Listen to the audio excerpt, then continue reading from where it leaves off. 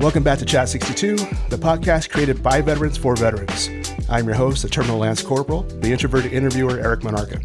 Before we get started, if you want to stay connected with us, make sure to follow us on Instagram at Chat62Podcasts.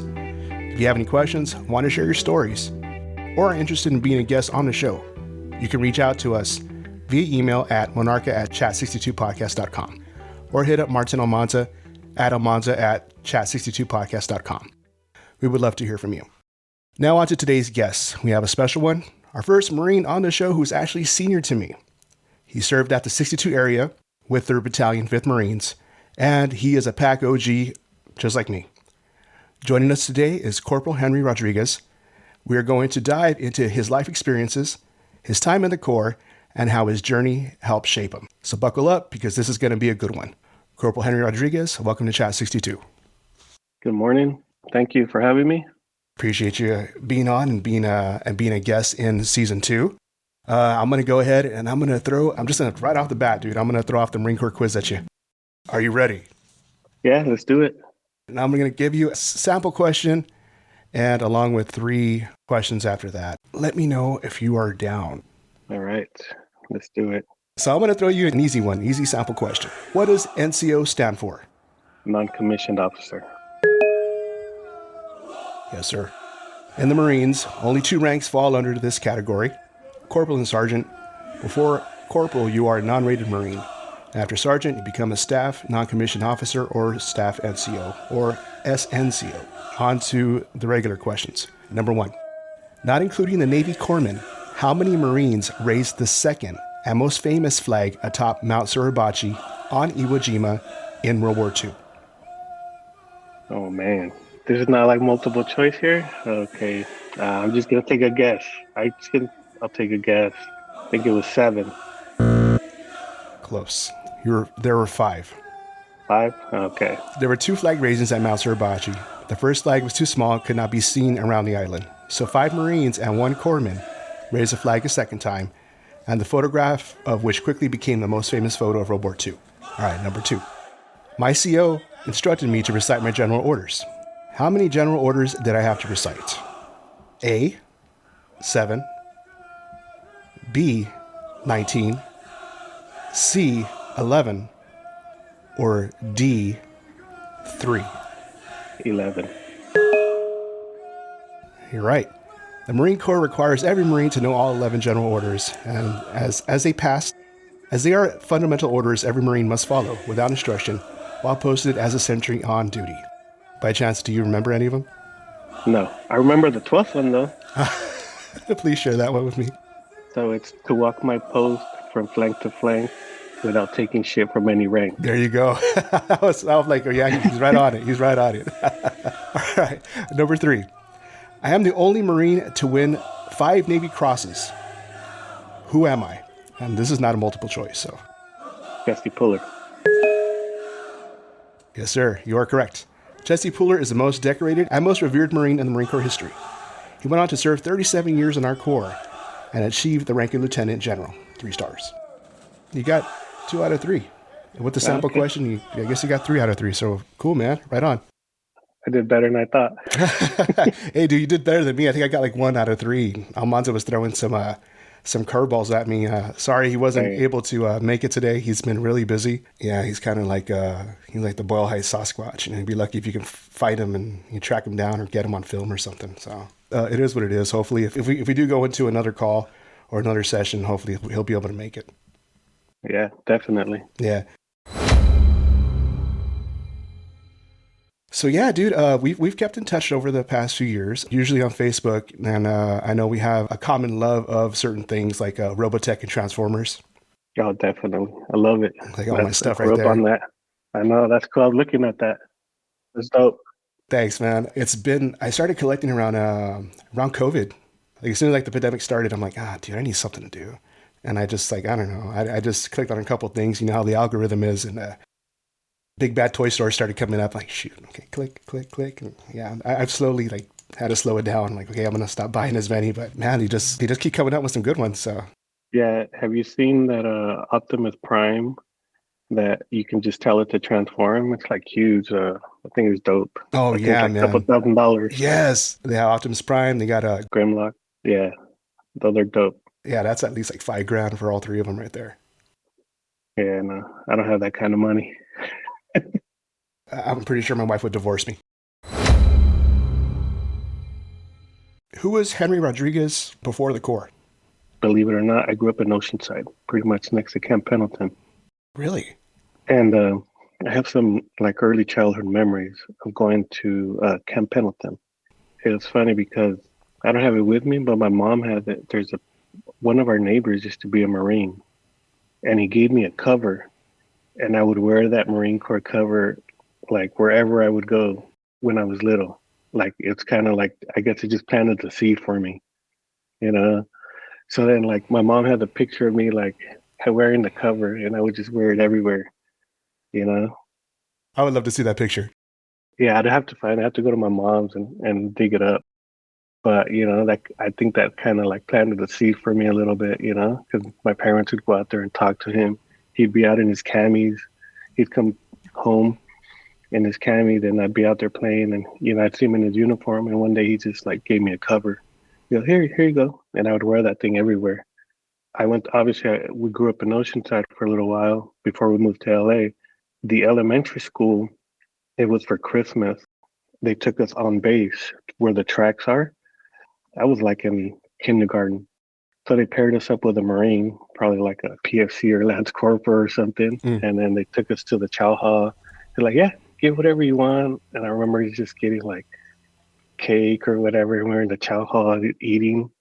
And then they took us out to the parade deck. And then the track, they had a ship out in the ocean. And then one of the tracks came out from the ship, and it was Santa Claus inside. Oh, cool. And yeah, so then Santa Claus came out. He went up on stage, and all the little kids got to go up and sit on Santa's lap. And then he would give you a toy. He gave me a truck. And then, That's a really cool memory. yeah, so then, you know, so that's just kind of like my early, like, Marine memories right there, you know. And I think it probably, like, kind of planted a seed unknowingly, Mhm. you know. So that, yeah, I remember that. But then after that, after Oceanside, my parents, we moved up to LA. And then, you know, we lived in Lenox for like a year. And then my parents moved over to Norwalk and bought a house in Norwalk. And pretty much that's where I grew up, in Norwalk. Okay. Went to school in Norwalk, junior high, high school. And that's where I enlisted too, into the Marine Corps from the Norwalk recruiting office. When you were in Oceanside, how long were you in Oceanside for? We were there probably, those are my earliest childhood memories. So we were probably, so I started probably, I think we were there for like 5 years, but I went to kindergarten there and I started first grade there. And I went to preschool there too. So preschool, kinder, and first grade. And then we moved over to Lenox, to LA. I have an aunt that used to live out in Lenox. That for me, when I was a kid, it felt like it was like the farthest away from El Monte. Right. It felt like forever to get there. It felt like a day trip sometimes. Yeah. Yeah, we lived out there because my grandparents lived in Culver City. Okay. So why they chose Lenox, I don't know. My parents probably just like, hey, it's a good spot or whatever. But you know, so yeah. So me and my older brother would walk to school. He's like 2 years older than me, so he would walk me to school. He was in elementary school too, so me and him would walk a couple blocks down the street to go to school. What was it like in Lenox? Like growing up in Lenox? It was cool. You know, there's a lot of kind of gangs in that time. Mm-hmm. You know, mid '80s, around like 84, 85, 86 there. So my parents would always just kind of, all right, stay close. We actually lived like half a block from a park, but they wouldn't let us go because all the gang members would hang out at the park. So my parents were like, no, you guys stay on the driveway. How long did you live in Lenox for? We lived there for a year. Oh, okay. I remember the first night we lived there, it was by LAX. Oh, yeah. And like we could hear all night the planes just landing, you know, taking off and landing. And it was like, I was supposed to sleep like this, but you get used to it, you know? I grew up in El Monte, and we had the airport, the San Gabriel Valley Airport. That's what they renamed it. And even it's just the small planes, man, they're just going all night. Or they have like the private jets that stop there to refuel. You're just hearing it all night. And it sometimes just throws you off, especially like those little jets. So I can't even imagine like a commercial plane or a passenger plane just freaking going over. Like, oh my God. Yeah, after a while, you're like, oh, you get immune to it. You're tired. It's like the Marine Corps. You sleep anywhere in the Marine Corps.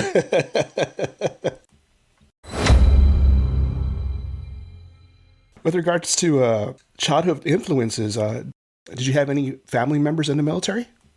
No, I was the first one like to serve, and like that from my mom or my dad's side. Nobody had ever served in any type of armed forces or anything like that. So everybody was shocked when I was like, oh, I'm joining the Marine Corps.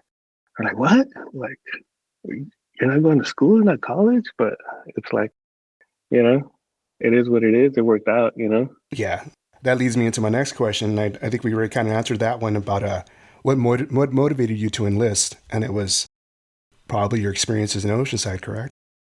You know, I didn't think about that till, you sent me that questionnaire and I was like, what motivated me, And I knew I wanted to go to school, but I didn't have the money. We weren't rich or anything like that. I had gotten accepted to UCLA, Cal State Long Beach, Cal State Fullerton, everywhere I accept. My grades were pretty good. Everywhere I applied, I accepted. I started looking at the tuition rates. I'm like, how am I going to pay for this? Yeah. I was working part time at the time, and I was like, I don't even know how I'm going to pay for that. But I was like, then one of my friends said he's going. Like the recruiter came into the school. That's when they allowed him to go into the schools. Mhm. And then the recruiter came in one day and he hooked my friend first. And then Hook, line, and sinker. yeah, so then he's like, I'm going. I'm gonna do it. And then he signed up. And then I was like, okay, you know what? Let me look into this. I started looking into him. I started talking to the recruiter, and then we kind of like, all right, like, fuck it, I'm gonna do it too. So then there ended up being four of us that were gonna go in on the buddy program. From high school, we're close friends, but one of them jumped ship on us. He left early, but that's a different story. Oh, I thought you were gonna say that he totally like just dropped out and said, you know what, I changed my Nah, mind. bro, but he became a lifer though. He did 20 years. That Really? dude that, but so the recruiter like hit him up, I guess, hey, because we graduated and I think we had like about like 2 or 3 weeks or something like that before we were leaving to boot camp, and like the recruiter was like, hey, I got an opening. If you guys want to leave now, like you got to leave tomorrow though. Ooh. And he was like, I'll take it. And we had just like the thing like graduated high school like the week before or something. And like one of the guys was like, I'll do it. I'll go. And he left. He's like, but you're not gonna go on the buddy program though. Like, yeah, I don't care. And he left. Wow. But yeah, he became a lifer. You think he was just he just wanted to just get it? He just wanted to just dive in and just say, you know what, let's just get this out of the way. Oh yeah, he was that was the way he was. He was like he'll just jump head first without thinking. But But shit, he made a career out of it. That's yeah. freaking awesome, dude. When did you enlist? When did I enlist? I enlisted my senior year of high school. So, and I was 18 already, and then because my birthday was in February, so by the time I enlisted, I already had my parents' signature. Two of my friends needed their signature, Mm-hmm.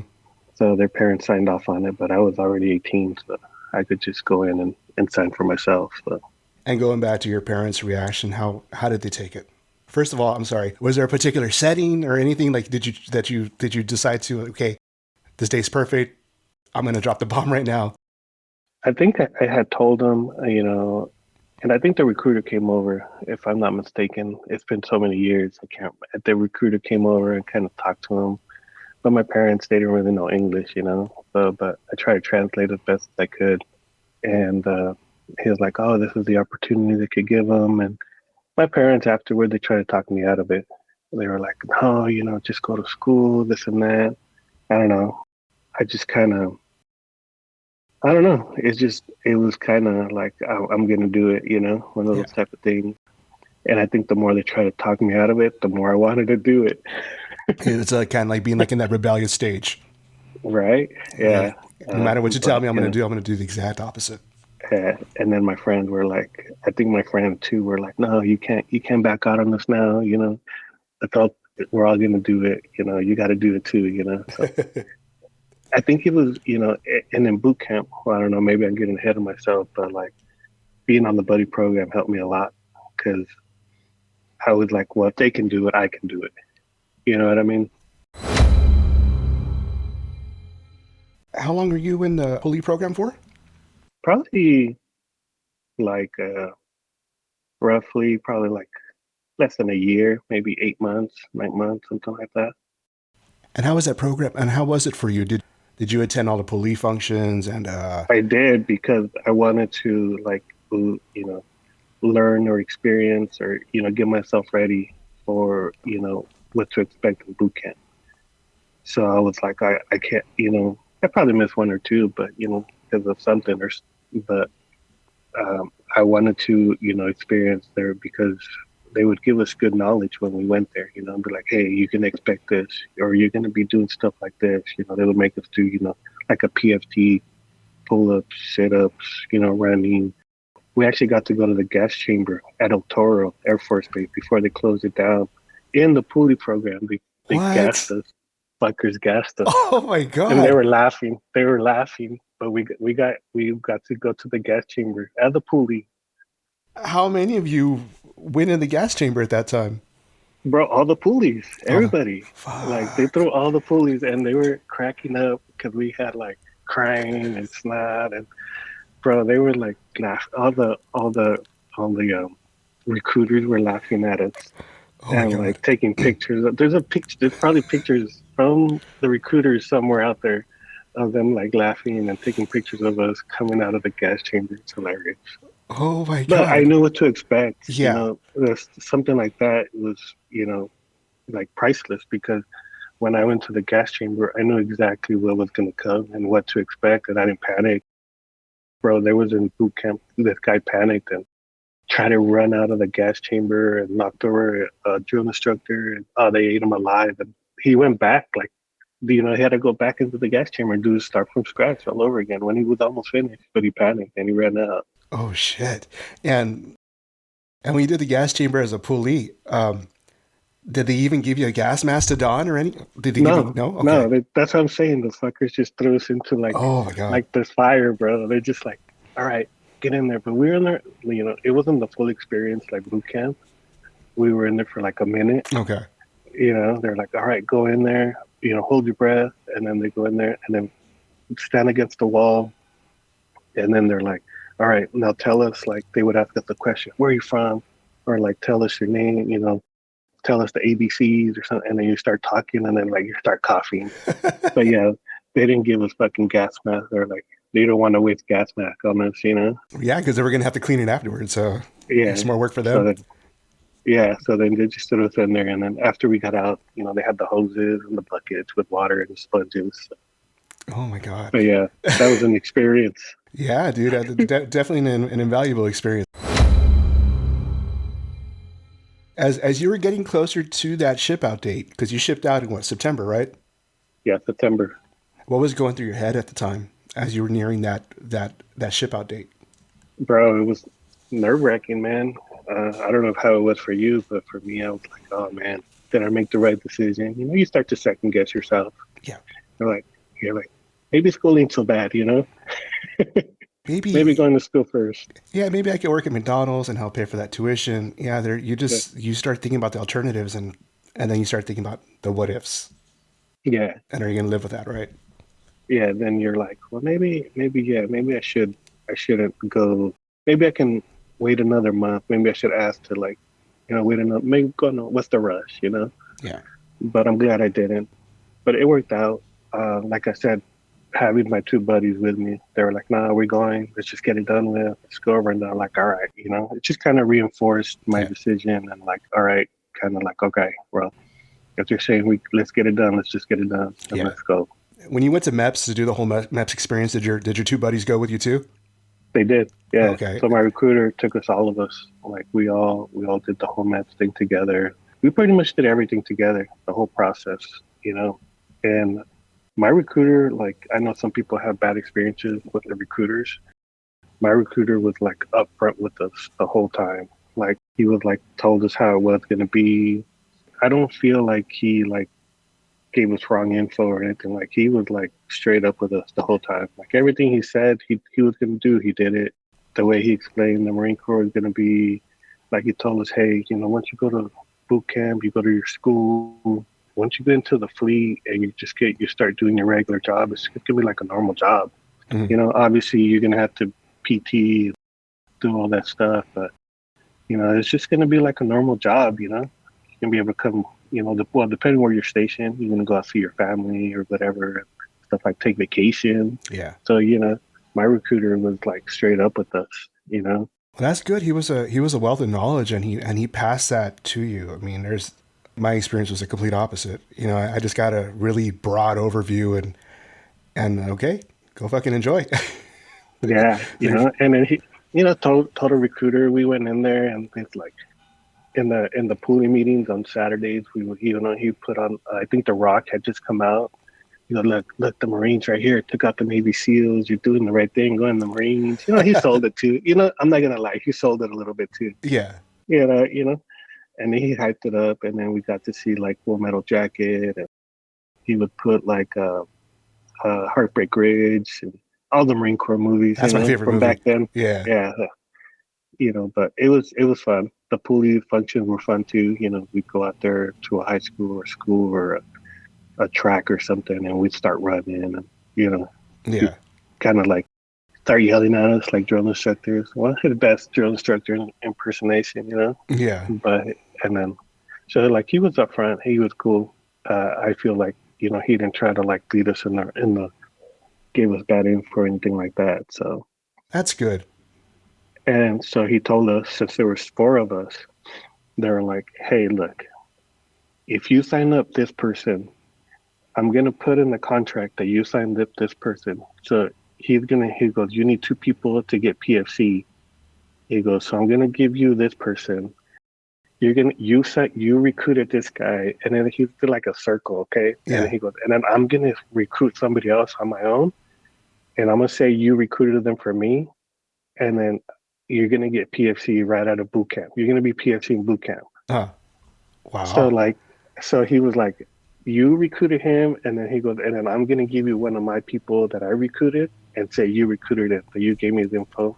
So he said you needed two people to pick up PFC. So we all picked up PFC because like he said I recruited my friend recruited my other friend, and then that friend recruited the other friend, and then the recruiter, you know, someone we didn't know said that we recruited them, and then we all picked up PFC right out of well, we went in as PFCs. Wow. That was a So nice little chain of events. Like it was almost like a I don't want to say it was like a some kind of like business circle, almost like a I don't want to say it was like kind yeah, of like a Ponzi scheme, but it wasn't a Ponzi scheme either. So or a pyramid yeah, or nothing like that. But no, that's cool that he hooked you guys up like that. yeah, yeah. So he did, and then like so we took the advab. We all scored pretty high, so we all had like he was like, well, you know, I'm going to be honest with you. We have this job, these jobs right here. You all of you qualify for them. My friend, the one that wanted to jump in head first, oh, he goes, oh, we have a like Amtracker. She started going through the jobs, and he got to the Amtraks, and he's like, oh, I want to do that. I want to work with the tanks. So he became a tracker, and then he goes, oh, we have like a crew chief to be like a. It wasn't an airplane mechanic, but to be like a to work on the helos on the crew chief. Like, oh, that sounds pretty fun. And then he goes, I have a O1. It's like the O1 to be the personnel clerks or whatever. And then he was like, and then one of my other friends, he went to IT back then. He scored really high in his advance. He goes, oh, we have this IT position, but it's a 5-year contract. Mhm. And then he was like, he goes, your schooling is like a year long, or like 5 years. I don't know. And then he's like, well, I'll do it. My other friend did it. He ended up doing it. It's good because it helped him out. He got a job afterwards. He had all kinds of certifications. Looking back, I was like, I wish I would have done that one, but Yeah, you know, but it works out. yeah, it did. So what motivated you to? So I know they give you three choices ad maps. So one of them obviously was The O1, what were your two other choices? I think it was the same one that my friend got. So my other friend ended up becoming the helicopter crewman, Mhm. and I think that was one of my other choices. And I don't remember what the third one was. I think both of us signed up for O1 and the helicopter crewman, me and my other buddy. and he ended up getting the helicopter one, and then I got the O1, and then he ended up going to Florida for school, and then getting stationed at Camp Pendleton too. So At the same time you were. yes, Okay. So were you happy with the admin, the O1 choice? I was. Yeah, you know, I know some. You know, I've heard your podcast, and some people had like bad experiences as they go through their schools and boot camp. Bro, mine like flowed like perfectly, just the way it was. Like It was textbook. it was, yeah, I wouldn't say textbook, but you know, we had a couple little bumps here and there. But like, man, like the way the holidays and like coming back to Cali and going to North Carolina, like everything just worked out for me like perfectly. I don't know if you want me to like. No, yeah, let's go ahead and we can talk about boot camp. Okay, So so you went through your MEPS experience, and tell me your thoughts about taking. I assume, and I don't want to assume. I probably shouldn't because I assumed once, and some dude take a fucking plane from LAX to fucking San Diego. Um, did you take a bus down to San Diego? I did, yeah. Okay. So my recruiter picked us up, and you know, the day I left, you know, obviously my mom was sad. She cried, kind of, you know, but you know, it's like, well, I gotta go, you know. So my recruiter picked us up, and then we went to the hotel in LA. They put us up at the Bonaventure. Yeah. So, but it was, you know, me and my three buddies. We all went together, and we're at the Bonaventure. And they were like, okay, well, you know, you can't go out, don't drink, you know, you can't go out and do all this. So, but we went to the room, we were talking, watching TV, just BSing while we were waiting. You know, next morning we got up, they came and got us, and we went to MEPS. They do the whole processing thing again. And then, yeah, they're like, we drove down, they're like, all right, get on the bus, you guys ready to go? You know, the separator and all the branches. All right, let me get all the Marines over here, all the Navy guys over here, all the Air Force guys over here. And all the Marines jumped on the bus that were from LA, and they drove us down to, well, we stopped at the Denny's for that steak. And then San Clemente. Yeah, or San Clemente, yeah. We stopped, got our dinner, and then yeah, they drove us in. But it's cool because the bus driver, right before she stopped, right before the gates, right off, like she pulled over and she goes, "All right, you guys about to enter boot camp. It's gonna be, you know, 3 months. Do you guys want to stop and say a prayer?" And we're like, "Yeah, everybody, let's, you know." So we all agreed, and she stopped for like 5 minutes, and she like blessed us all. She was like, "Oh, it was a older lady," and she, you know, she said a prayer for all of us, and like, you know, that was pretty cool. And then she Yeah. got back in, and then she went in, and then that's when the fun started. Yeah, that's why I got the chills just thinking about that lady giving that blessing to you guys. Yeah, Yeah, I don't think I've heard of that. yeah. So yeah, that was cool of her. She stopped. She pulled over, like, you know, on the shoulder, right on the exit to Mm-hmm. enter MCRD. Right off the. It's not the. Is it the five? It is a five, Gas right? 5, yeah. So she pulled over right on the shoulder, and then, you know, she goes, "Oh, you know, do you guys want to say a prayer?" And you know, before we enter, yeah, we all agreed. And she blessed us all. She's like, "All right, take," you know, she said the prayer. She's like, "All right." She's like, "All right, get ready, guys." And then she pulled us in, and yeah, drill instructor jumped on the bus, and it was all hell from there.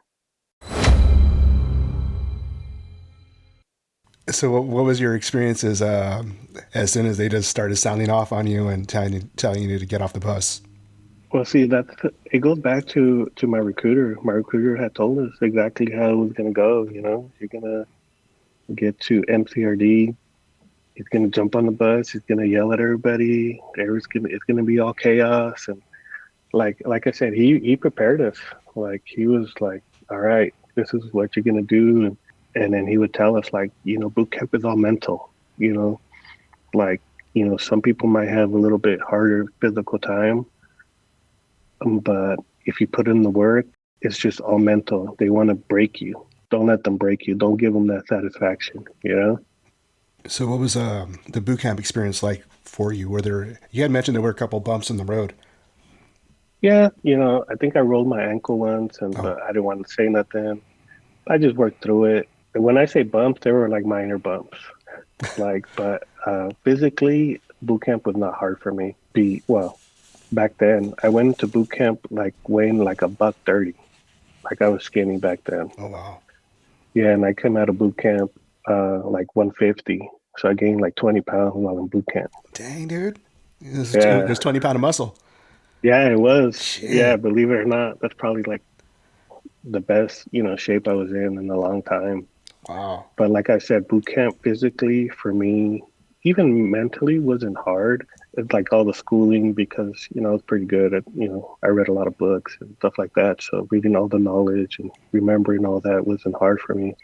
Obviously sometimes the physical part or getting smoked on the quarter deck or Yeah. in the pits. It's not fun. Well, looking back on it, like, fuck, I need that now. It's funny because like towards the end of it, You get used to it. yeah, Like your body and gets you would kind of conditioned do it to on it. purpose to get on the quarter deck. You would say something just to fuck with just to get fucked with. Yeah, Like, okay, hey man, I can get my push ups out and my flutter kicks. yeah, yeah, exactly. You do your flutter kicks but it's funny because toward, like you said, your body gets conditioned already. The first month is probably the hardest to adjust. Then the second month, you're like, all right, I think I can get this done. But like I said, having my two buddies in the same platoon with me, really helped because there was days, there, even now, there's days you're like, oh, I don't want to do this shit, like, Yeah, oh, you're just not feeling it that day, but you got to push through it. yeah. But having them there, both of them was like, okay, well, if they can do it, I can do it, you know. And since you went in September, so did you experience the Crucible? No, so I was two platoons before the Crucible. Even Really? our drill instructor was like, "You motherfuckers got lucky. You don't have to do the Crucible." He goes, you guys are one of the last two platoons to not do the Crucible. Wow. So what was the? I guess we could jump forward to the end. What was that last week or the last 2 weeks like then? If you guys didn't have a Crucible? So the last 2 weeks, it was just kind of like I think we had mess week, or that was mess week was right before right because I know it's all different now. So for me, it was we trained at MCRD for a month. Mm-hmm. We drilled. They got us all ready, physically. We were like doing a lot of running, try to get your body ready. And then the second month, we went to Camp Pendleton Mm-hmm. to quad for the rifles. You know, we did all the hikes, we did all the, combat stuff. And then we came back the third month. And then right when we came back, we were able to, we did the mess week and then we just kind of just prepared. They did all our final tests. I think we were just pretty much getting ready to leave because we cleaned our rifles. They're like, all right, clean your rifles, not gonna shoot them anymore. Make sure, deeply clean them. We cleaned our squad bay good. Um, and they were just testing us. We did the final drill, final inspections, getting our uniforms ready, all that stuff. That's all we did. That seemed more structured than what it was because when I went in, I was November '96, and I think it was like 7 weeks at MCRD San Diego, 4 weeks out in Camp Edson and Camp Pendleton, and then that final week you come back to MCRD. But your guys have seemed more structured. Yeah, it was pretty structured. It was like it was smooth. I think you guys were something new. That's why I think they were just rolling it out. So Yeah, yeah, like I said, my boot camp was pretty normal, I guess, for us. But yeah, we didn't do the crucible. We were like we just lucked out when we were getting ready to graduate. One of my like we were running around and one of my drill instructors was like, "Hey, you." He's pointing at me. He goes, "Come here." He goes, "Did we pick you up?" He goes, "How long have you been in the platoon?" And I go, "Drill instructor, I've been here since day one." He goes, "What?" He goes, "You've been here since we picked up this platoon." He goes, yes, Staff Sergeant." He goes, "No." He goes, "Were you a retread? Did we pick you up along the way?" I go, "No, Staff Sergeant. I'm on the buddy program with my friends." He goes, "What the fuck?"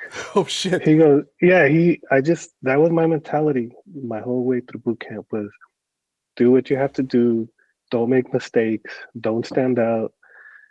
People wanted to be squad leaders, they wanted to be the guide. That wasn't me.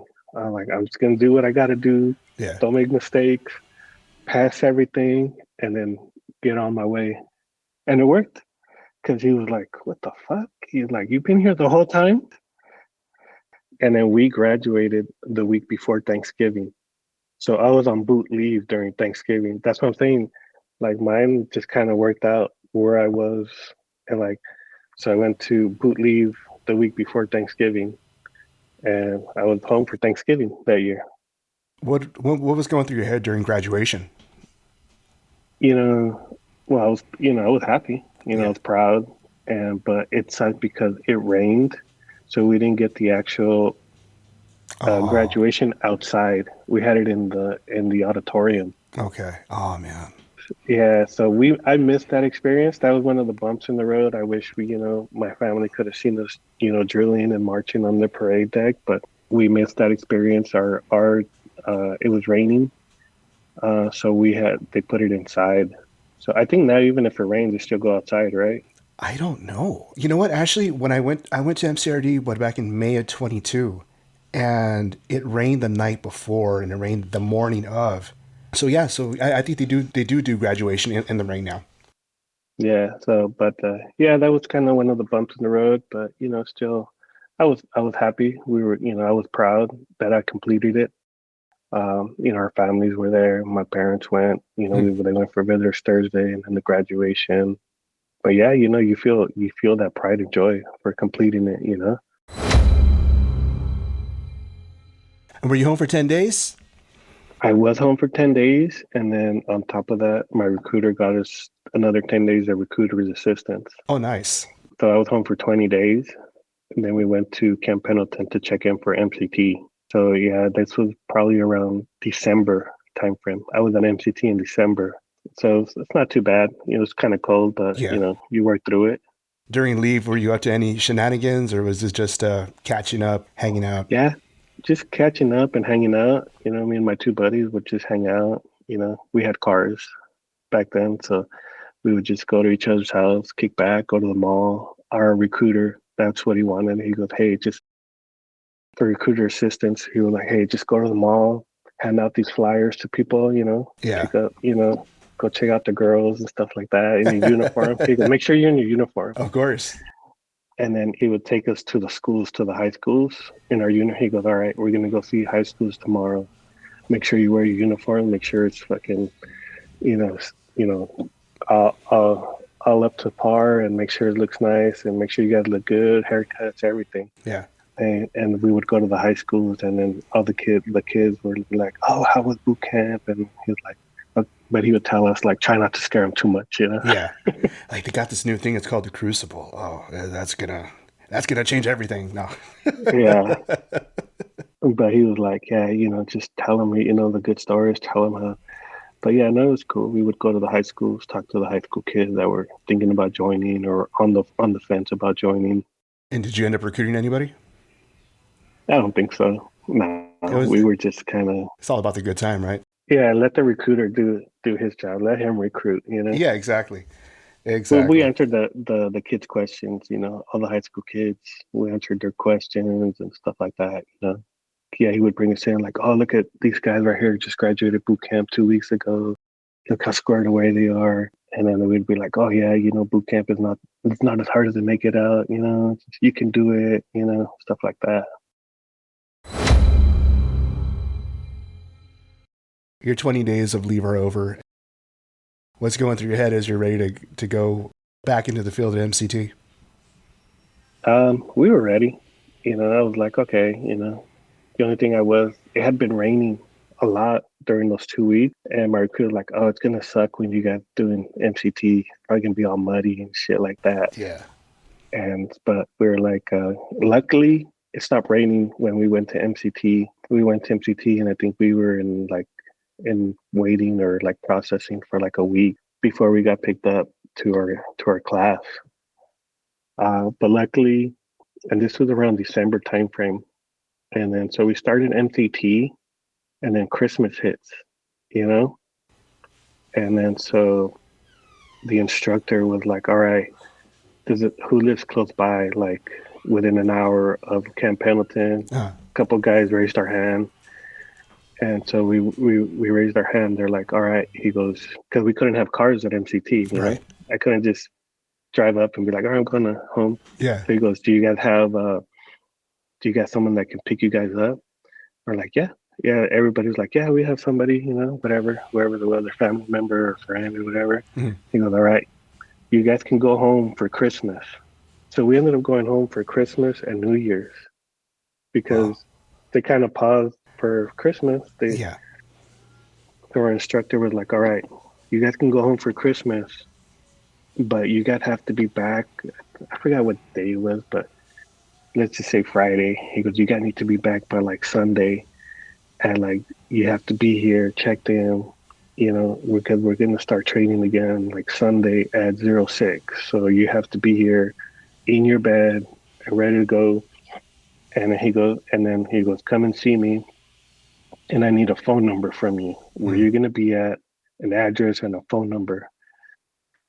So okay, so we all we went up to him, gave him the contact info, and called my family, and I think my brother and my sister came pick me up from MCT, and I got to go home for Christmas and Oh, New Year's. wow. Wow, that's so cool. I was in boot camp during Christmas and New Year's, so I didn't get a chance to do that. Well, yeah, you can't do that. I think my drill instructor threatened to fucking impale me with a fucking guidon right after Christmas mass. But no, that's cool, dude. At least you had that pause of and have some normality. Yeah. So yeah, that's what I'm telling you, man. Like the way my it just worked out. Like it just went smooth, Kind of Yeah, like some dates.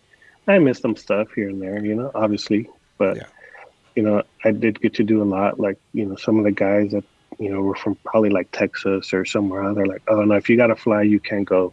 yeah, You got to be local."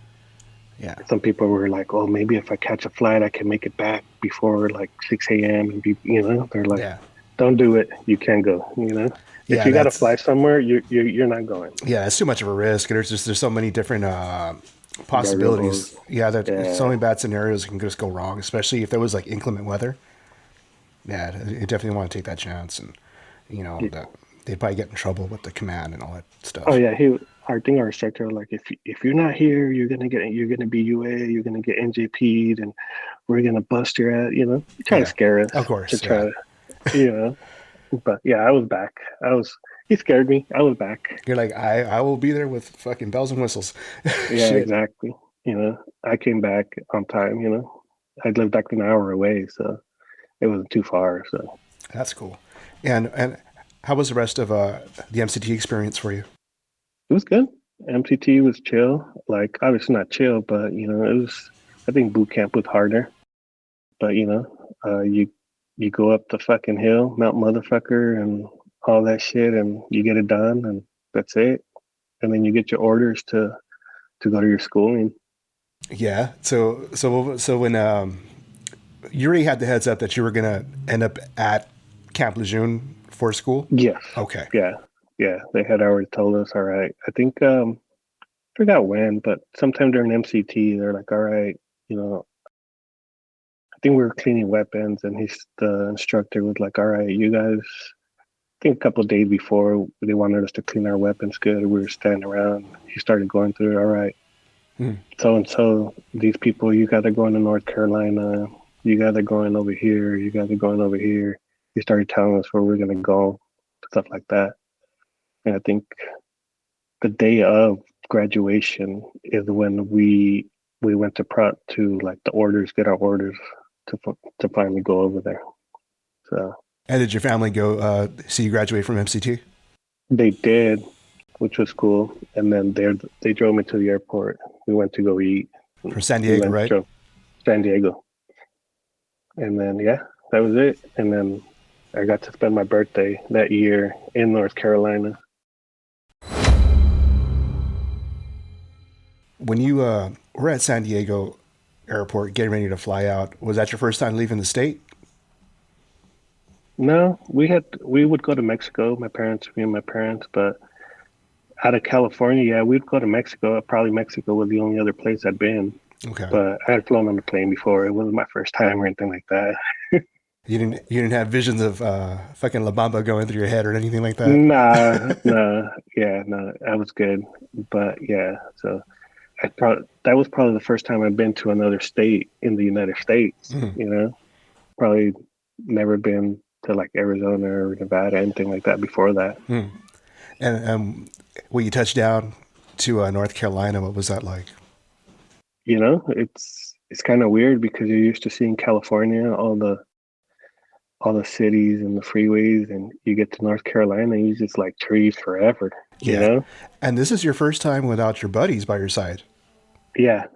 So yeah. So but there was another guy from MTT, I think.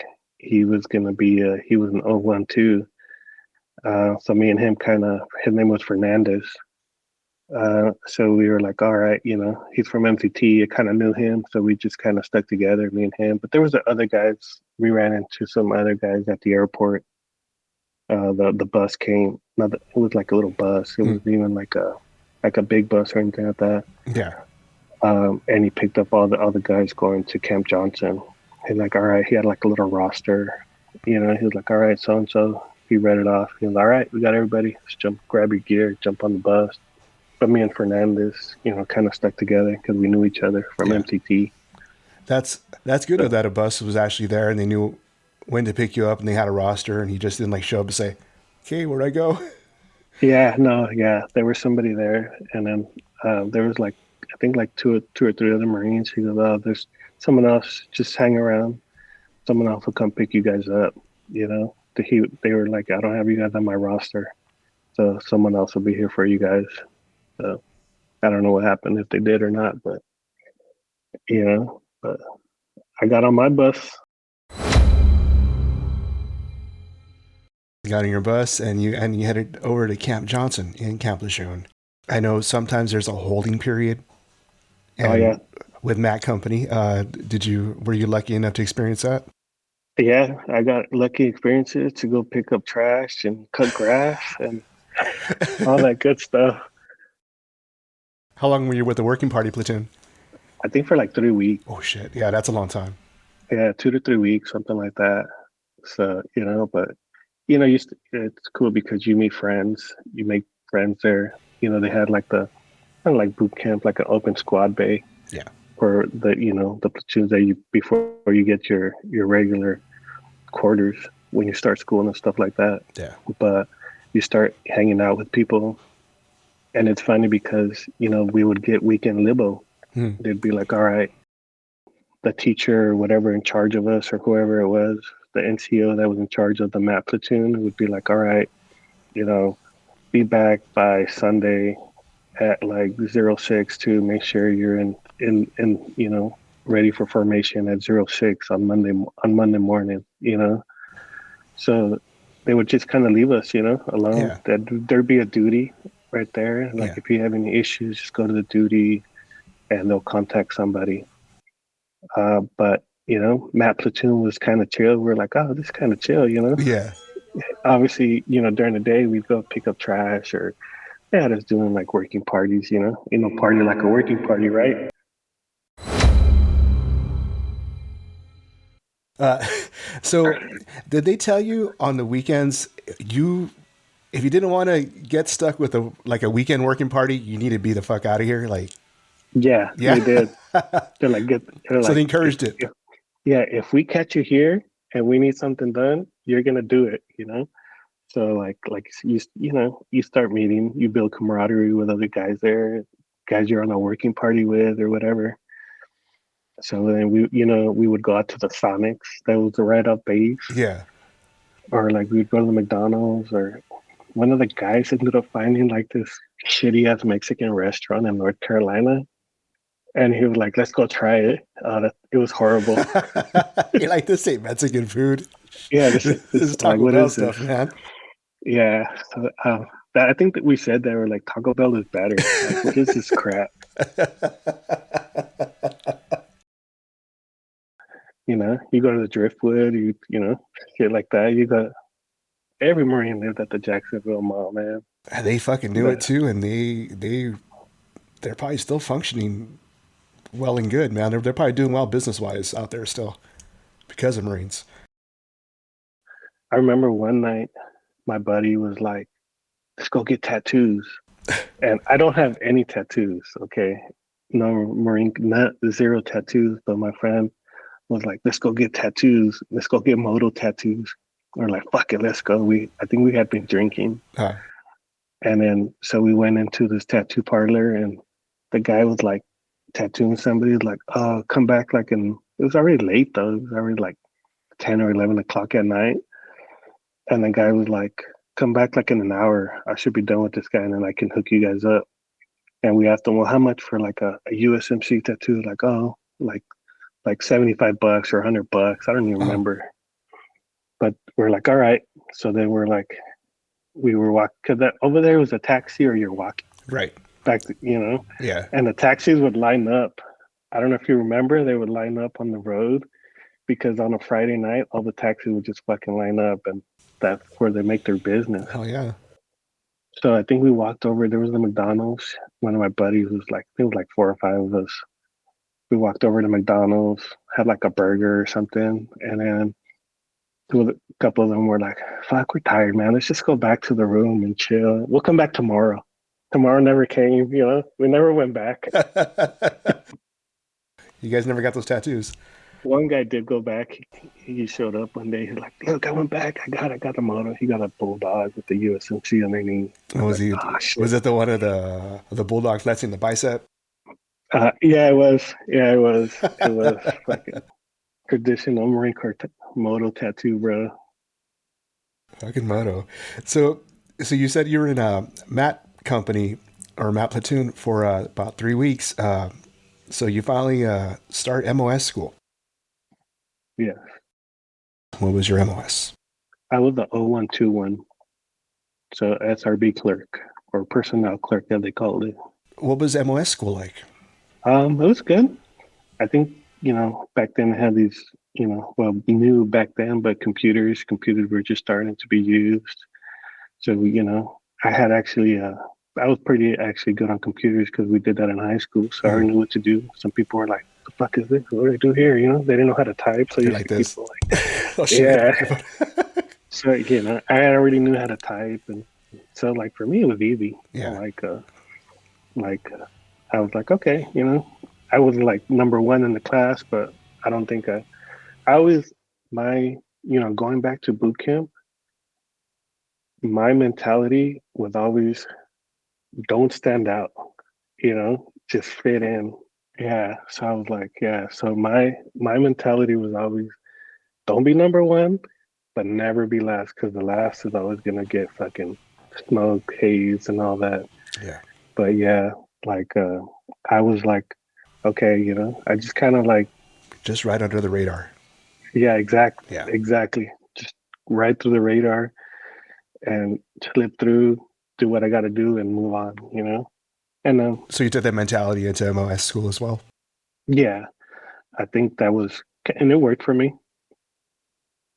Like I was on like last. I would always pass all the tests, whatever they had us do, Mhm. everything. I wasn't the number one guy, but I was passing. I, you know, You weren't one of the but bottom three either. yeah, exactly. I wasn't never a risk to be like, oh, you're gonna have to go to the next class, or you're gonna have to.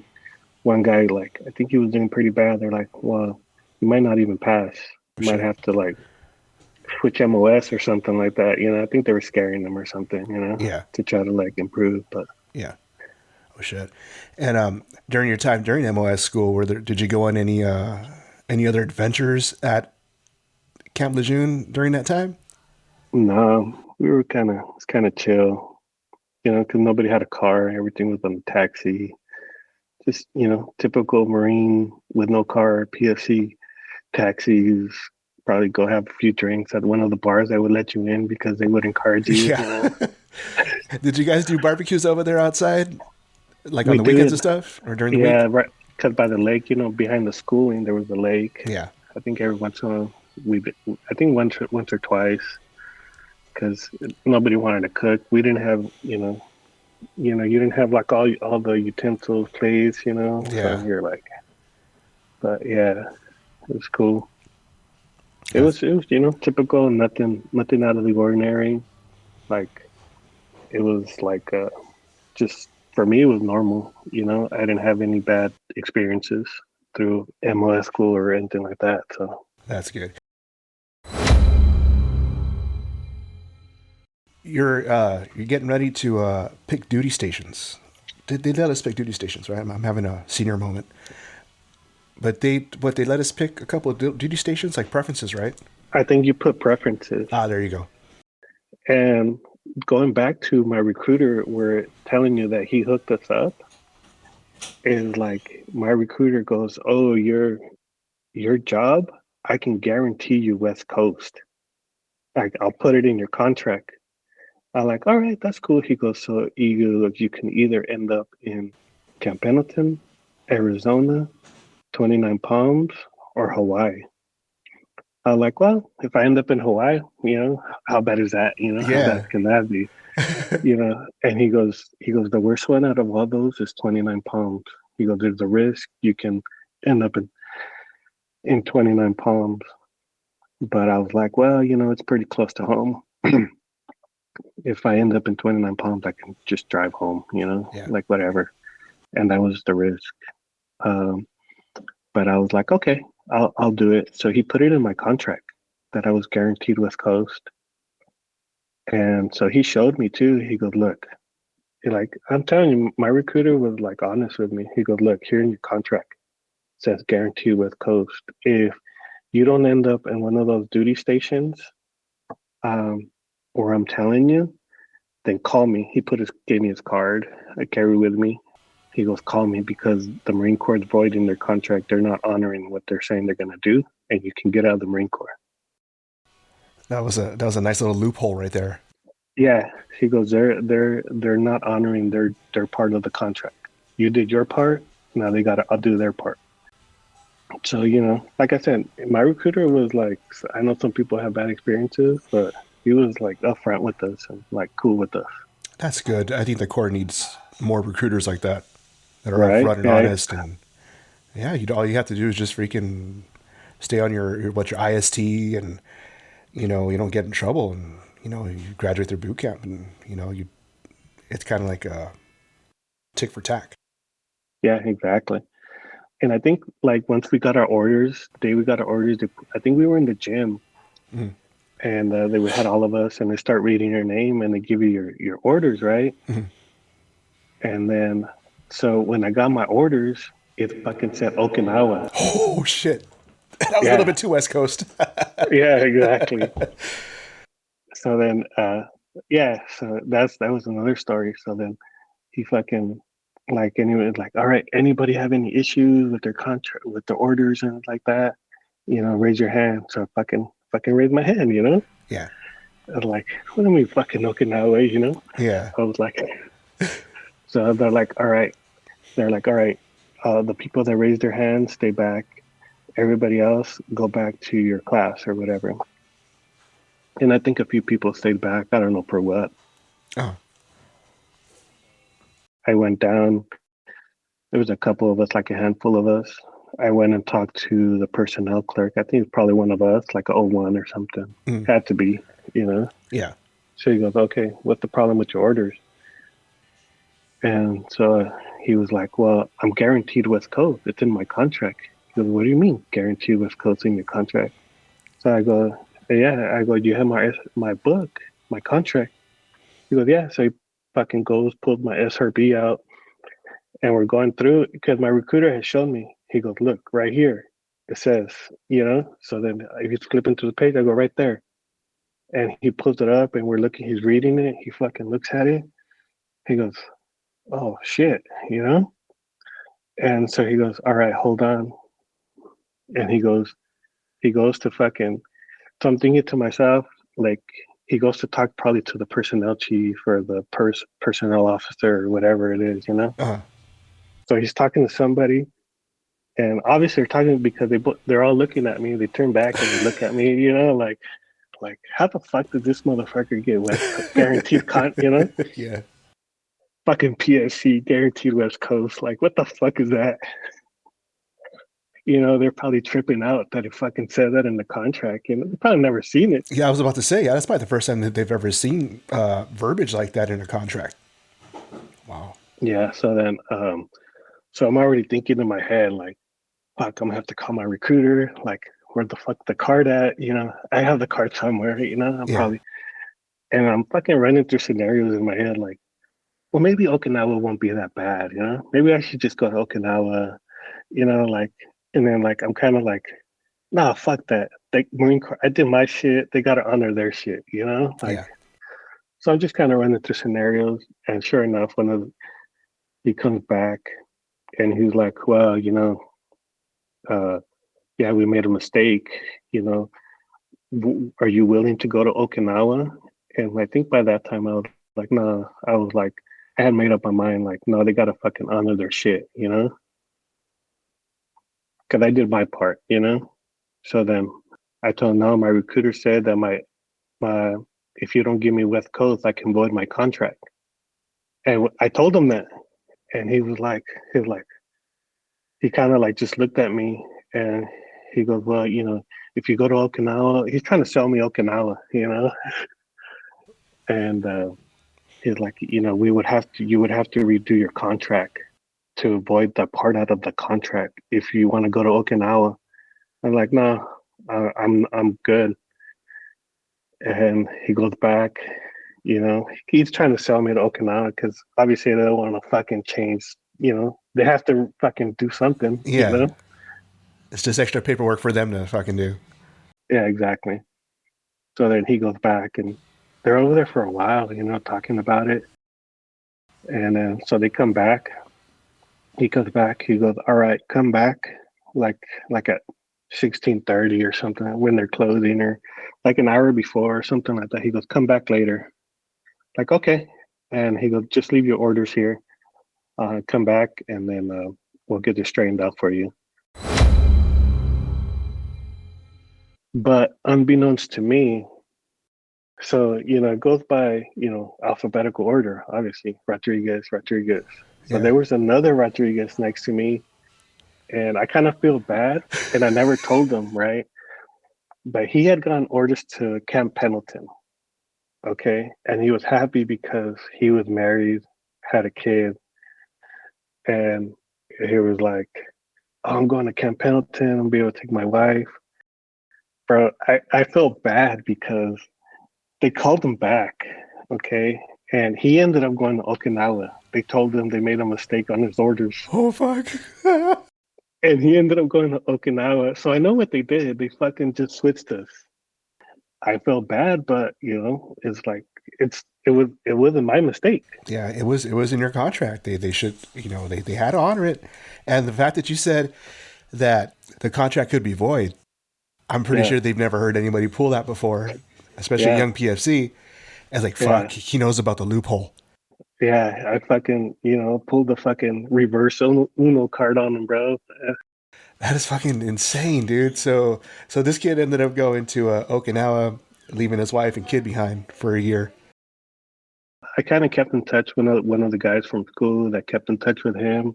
It worked out because after Okinawa, they put him like at a recruiting center close to his house. He was from like fucking like Texas or something like that. So he ended up going back to Texas after Okinawa. Oh, good for him. Yeah, it worked out. It was just that year sacrifice. Yeah, exactly. But you know, I did think about it like, well, maybe Okinawa wouldn't be that bad, you know? Yeah. But, you know, it's like, and then I was like, no, fuck that. I did my part. You know, Marine Corps got to honor their part too. Exactly. They do whatever they have to do with us. You know, that was the least they could do was just honor was to honor your contract. So yeah, when I fucking told them like, oh no, my recruiter said, hey, you guys got to honor it, or otherwise my contract is void. He was just like, he kind of just looked at me like, I can't even know what to say, you know? Okay, I'll be back.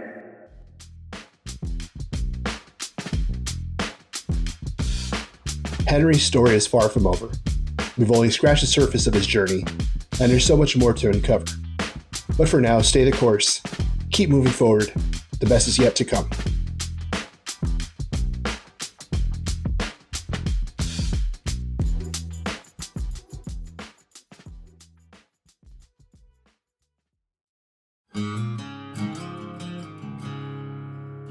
Hey everyone, I'm here today and I want to talk to you about something that's really important to us, and that's the National Suicide Prevention Lifeline. You can reach them by calling or texting 988. That's right. We want to emphasize how crucial it is to reach out for help if you're struggling with thoughts of suicide or just need someone to talk to. You are not alone. There are people who care about you and want to support you. Calling 988 or texting can be a difficult but incredibly brave step to take. It takes courage to reach out for help, but it's often the first step towards healing and finding a more positive path forward. Remember, you are strong, capable, and loved. You have so much to offer the world, and your life is valuable and worth living. If you're struggling, please don't hesitate to reach out. You can call or text 988 anytime, day or night, and speak to a trained crisis counselor who can provide you with support and guidance. We want to encourage everyone to prioritize their mental health and well-being. You don't have to go through tough times alone. There are people who care about you and want to help. So let's work together and create a world where everyone can thrive and live their best lives. Remember, 988 is more than just a number. It's a lifeline.